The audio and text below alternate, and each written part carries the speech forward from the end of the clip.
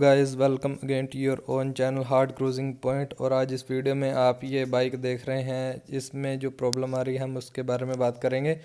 और सबसे पहले अगर हम इस बाइक में मॉडिफिकेशंस की बात कर लें तो आप देख सकते हैं कि इसमें जो दो बैंड पाइप्स सीधे इंजन से निकलकर सीधे एग्जॉस्ट तक पहुँचते हैं और इनमें जो बाइक से कंपनी फिटेड कैटलिक कन्वर्टर आता है वो रिमूव कर दिया गया है। और जब चाहें आप उसको रीफिट भी कर सकते हैं। और जैसे मैंने पहले आपको बताया कि इसमें जो प्रॉब्लम आ रही है, अगर वो प्रॉब्लम इस बाइक में ना हो तो ये आज तक की सबसे लाउड एग्जॉस्ट नोट वाली जावा 42 हो। लेकिन ये जो इसमें प्रॉब्लम है वो सच में मन दुखा देती है आदमी का। और आप इसमें देख सकते हैं कि ये डीवी कलर्स को भी एडजस्ट करवा रखा है। और मेरे दोस्तों के पास एक कैलिबर होता था 2003 मॉडल, वो बाइक को अच्छी तरह से बाइक की लेते थे और उसकी सर्विस भी नहीं करवाते थे, अच्छी तरह से बाइक ख़त्म कर रखी थी, उसमें ऐसी साउंड आती थी।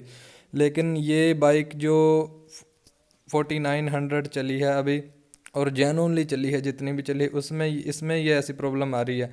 और ये शोरूम हो सके तो ये शोरूम में जो ये प्रॉब्लम है ये इसका सॉल्यूशन भी हो जाए।